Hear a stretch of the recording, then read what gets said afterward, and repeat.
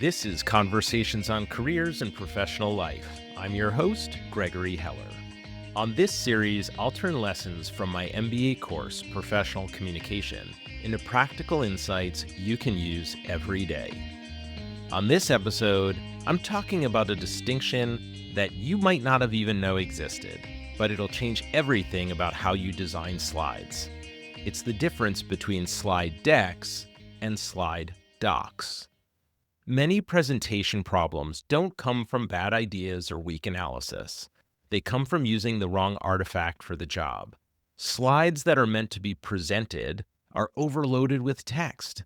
Slides that are meant to be read are too sparse to stand out on their own. Many presentation problems don't come from bad ideas or weak analysis. They come from using the wrong artifact for the job. Slides that are loaded with text and details that really need to be read in silence. I call these slide docs. They're created with PowerPoint or Google Slides, but they're just too detailed to present. They really need to be read by the audience. Once you understand the difference between slide decks and slide docs, your communication gets clearer, faster, and more effective.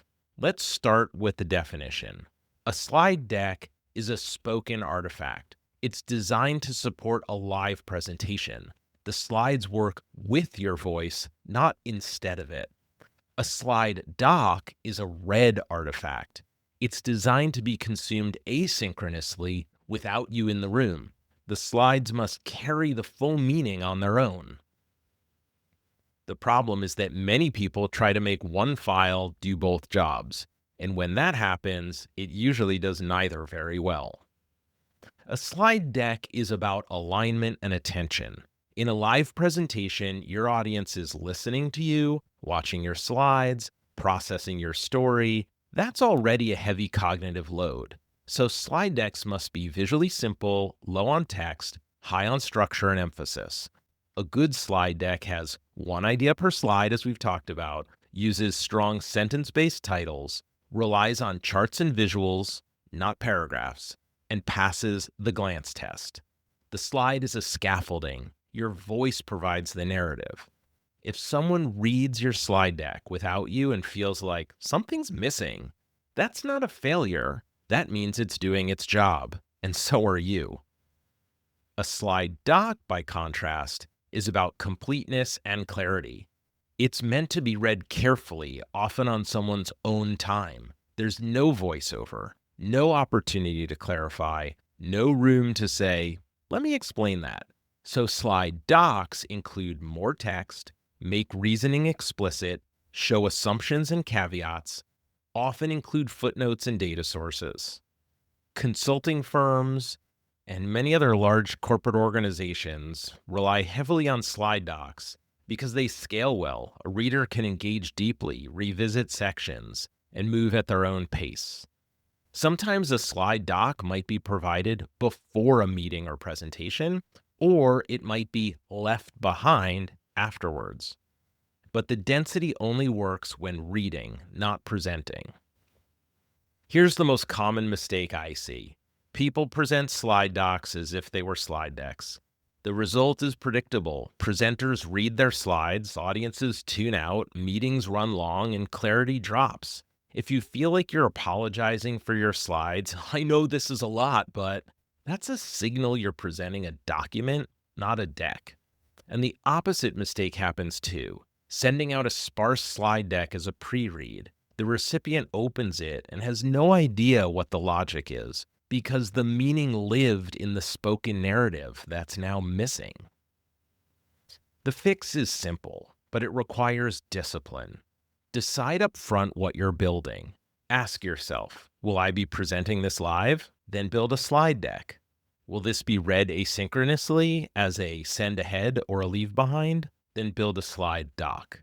If you need both, you have two good options. Create two versions, a clean deck and a dense doc. Or create a slide deck with a separate written memo or appendix. What rarely works is trying to split the difference. Design signals matter. You can usually tell what a slide was meant to be by how it looks. Slide decks use larger fonts, minimal text, strong visual hierarchy.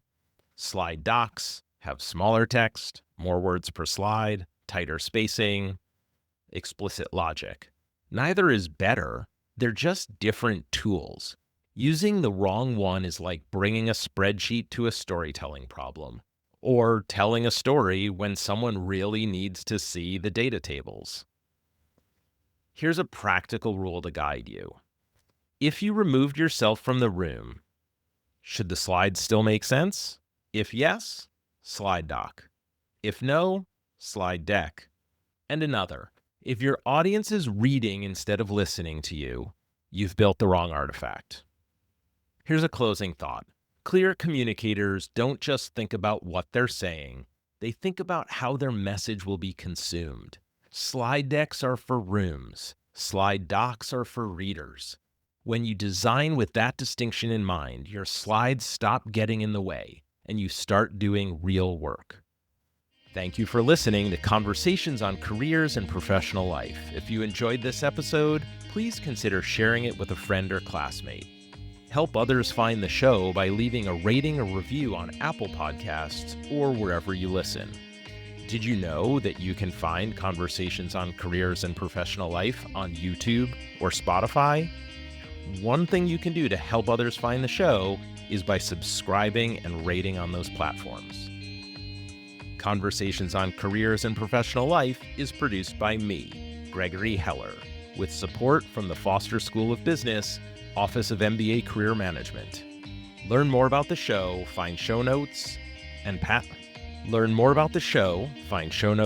episodes, and get in touch with me at conversationsoncareers.com.